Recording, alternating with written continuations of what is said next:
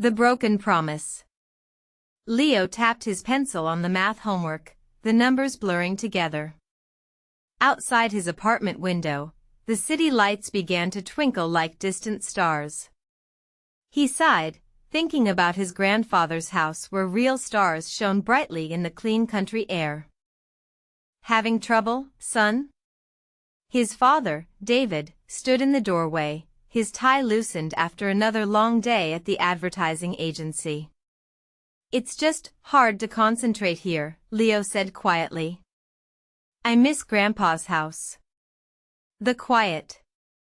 The garden. The stars." David's face softened with memory. "I know what you mean. That place holds everything." He came and sat beside Leo. "You know, when I was your age, I promised Grandpa I would always take care of that house. That it would stay in our family forever." Leo looked up, interested. "You did?" "I stood right there on the porch, the summer I turned 16, David said, his eyes distant. "Grandpa was showing me how to fix a loose step. He said this old house needs someone who understands its soul. And I promised him. I gave him my word." 4 weeks after that conversation, Leo noticed a change in his father. David spent less time at work, more time looking at old photo albums. He started talking about restoration projects, about maybe working remotely. Leo felt a spark of hope glowing in his chest. Then one rainy Tuesday, everything changed.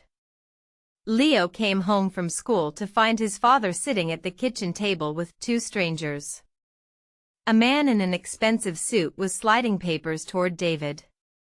"Excellent offer," the man was saying. "The developers want this property specifically. The location is perfect for their new resort." David's shoulders were slumped, his face pale. When he saw Leo, he quickly stood up. "We'll talk later," he told the visitors, showing them out. "Dad?" Leo asked when they were alone. "What was that about?" David wouldn't meet his eyes. "It's complicated, Leo. The agency, we lost our biggest client. There've been cutbacks. But Grandpa's house is just a house," David finished, his voice tight. "And this offer, it's more money than we'd ever see otherwise. It would solve all our problems." Leo felt like he'd been punched. "But your promise. You told Grandpa. Grandpa would understand." David snapped, then immediately looked sorry. "Leo, adult life, it's full of difficult choices. Promises sometimes have to be broken." The words hung in the air between them, heavy and final. The next month passed in a blur of packing and goodbyes. They took one last trip to the country house, now empty of furniture, echoing with memories. Leo walked through the rooms, touching the walls where family photos had hung, running his hand along the banister his grandfather had carved. In the backyard, the garden had grown wild. Weeds choked the vegetables his grandfather had lovingly tended. The old wooden swing moved gently in the breeze, creaking as if asking where the children had gone. David stood on the porch, not seeing the beautiful sunset painting the sky. He was on his phone, talking to lawyers about the sale. That night, their last in the house, Leo couldn't sleep. He wandered downstairs and found his father sitting in the empty living room, staring at the cold fireplace. "Can't sleep either?" David asked quietly. Leo shook his head. "I keep thinking about all the stories these walls could tell.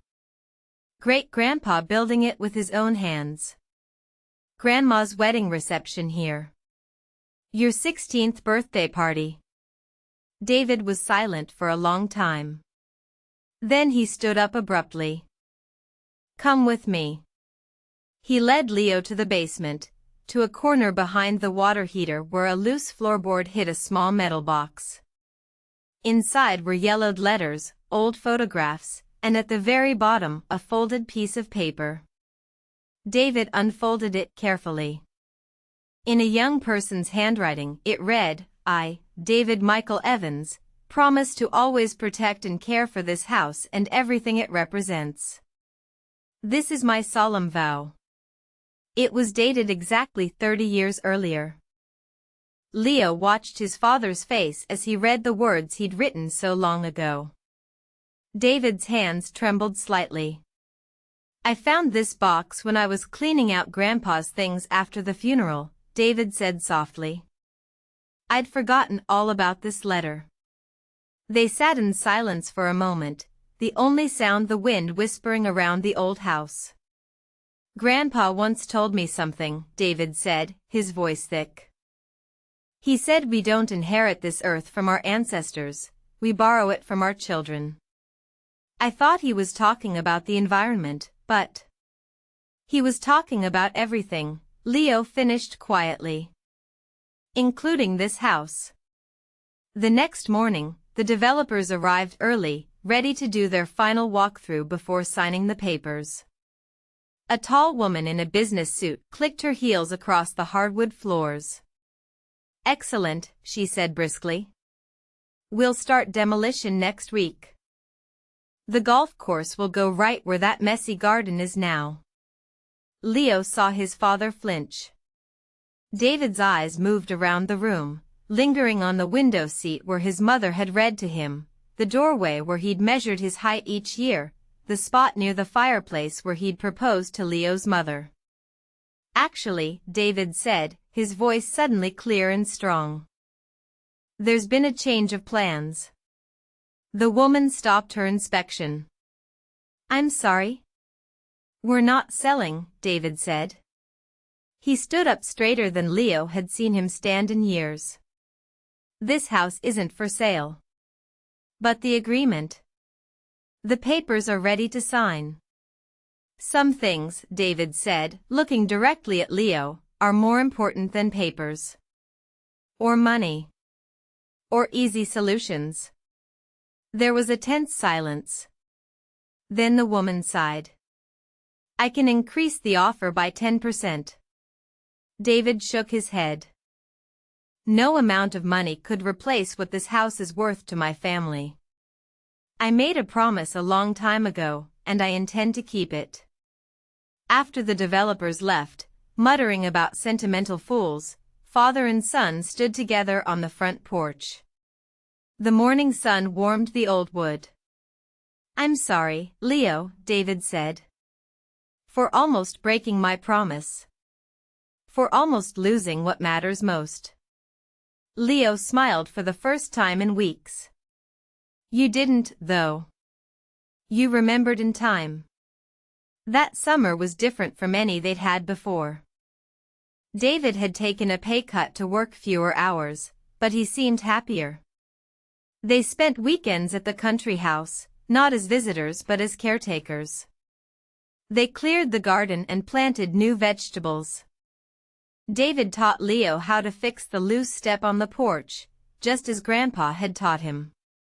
One evening, as they sat on the freshly painted swing watching fireflies dance in the twilight, Leo said, "You kept your promise after all."